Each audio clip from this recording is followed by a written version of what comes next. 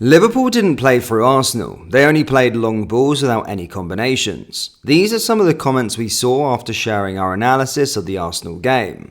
But today we're here to set the record straight.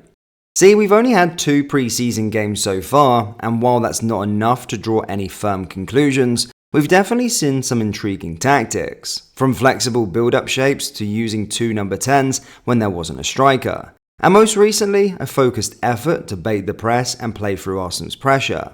This last point is where things get really interesting.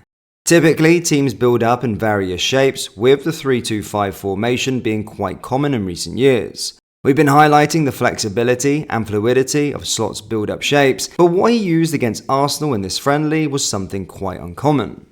If you watched our full game analysis, you'd remember the 3-4-4 build-up shape we discussed.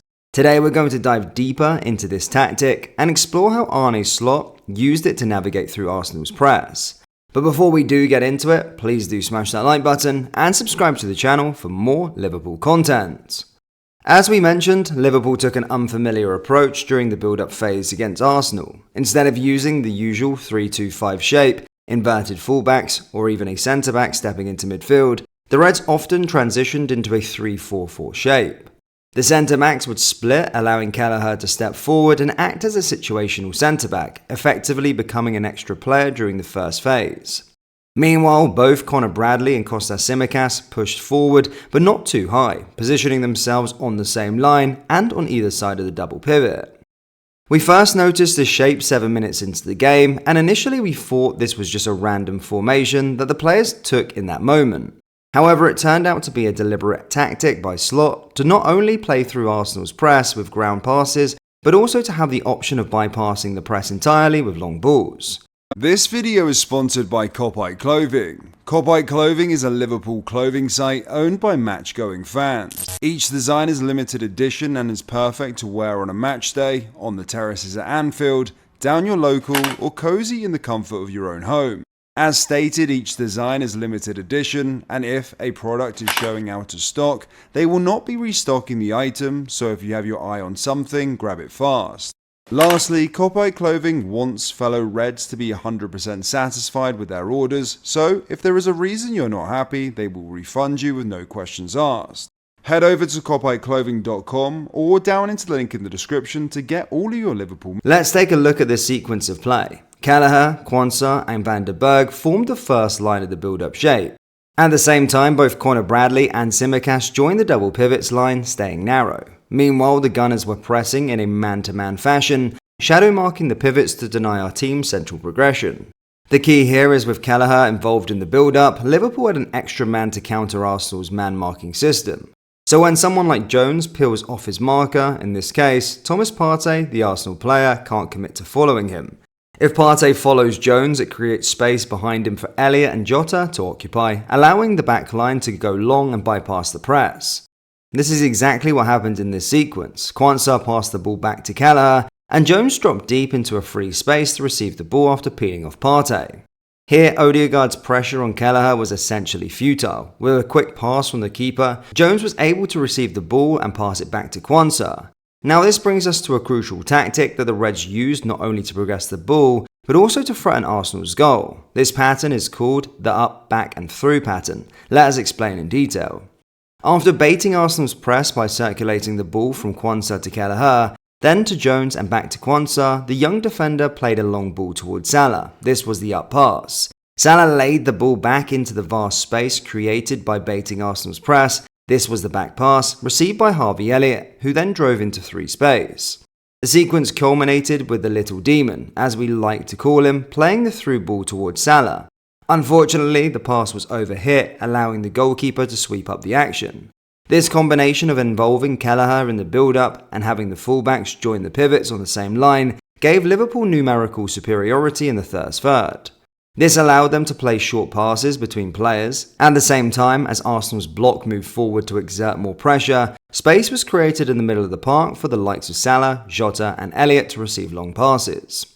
Now, why are we specifically focusing on this up, back and through pattern? It's because this was the Reds' go-to approach for progressing the ball. Just 5 minutes after the sequence we discussed, a similar chain of action took place. Not only that, but we even opened the scoreline using the patient build-up and the up, back and through pattern. Here you can see Liverpool playing short passes to slow down the tempo after regaining possession. Salah played the ball back to Quansah, who exchanged it with Szoboszlai before passing it back to Kelleher. It was a matter of two-touch football, one to control, another to pass, and then some quick steps to receive in comfortable spaces. And then once Kelleher received the ball, after that quick passing sequence, the up pass was played towards Jota. The Portuguese then laid the ball back to Harvey Elliott, who once again arrived into the created space. And again, the little demon played the through ball after he spotted Salah, third man run on the right-hand space. This 3-4-4 build-up shape and the up, back and through patterns defined the first half. And guess what? That's exactly how we opened the score. However, this instance was a variation of the shape we showed you earlier. Here you can see the base 3-4-4 shape. However, the centre-backs were closer to each other and the full-backs were positioned a little bit higher than usual. This positioning was to pin back Arsenal's wide players, preventing them from pressing higher for fear of losing their marks. A simple pass was played to Szoboszlai, who sneakily peeled off Odegaard. You can see the Norwegian's frustration as he expected his teammate, the right winger, to join the press. Szoboszlai then quickly passed to Jones, who moved into space and exchanged the ball with Elliott, eventually getting it to Quansah, who progressed the ball into the middle third. Now can you guess what happened next? You're right, the up, back and through pattern once again. But here there was a third and even fourth man run as Elliott once again playing the through pass of this pattern. Guys, we literally have 3 other sequences showcasing the same press baiting and progression pattern, but analysing them here would be repetitive. However, we still have one more sequence to share with you. As always, the 3-4-4 build-up shape was present with Kelleher joining the action. You can also see how space is created in the central areas with the fullbacks joining the pivots line. Again, you can see how Arsenal tried to implement a man-to-man marking system in their first pressing line, and this is where something interesting really appears. Curtis Jones suddenly made the run forward, pulling Thomas Partey back to his own half. Now we have to take a look at how much space this simple move created in the middle of the park. Unfortunately, Elliott didn't make the run into that space, and the move ended with Carvalho and Jones rotating before winning a free kick on the left-hand side. And that's how Arne Slot managed to play through Arsenal's press. It might not be tiki-taka football, but this 3-4-4 shape and the patterns we discussed, combined with the quick short passes to bait the press, helped the Reds create space and advance the ball higher up the pitch. Now guys, don't get us wrong, we're not saying that this is how Liverpool will regularly play next season. After all, it's only a friendly game where the manager is testing things out. Take Dominik Szoboszlai for example. He had a good performance as one of the pivots, but we can all agree that won't be his role going into next season.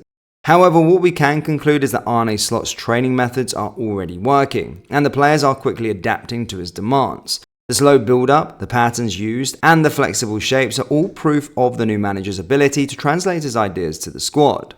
So what do you guys think? Were you impressed with Liverpool's first half? Do you think we'll line up in a similar way against Manchester United? Let us know your thoughts in the comment section below, and if you enjoyed our analysis, don't forget to hit the like and subscribe button for more Liverpool content.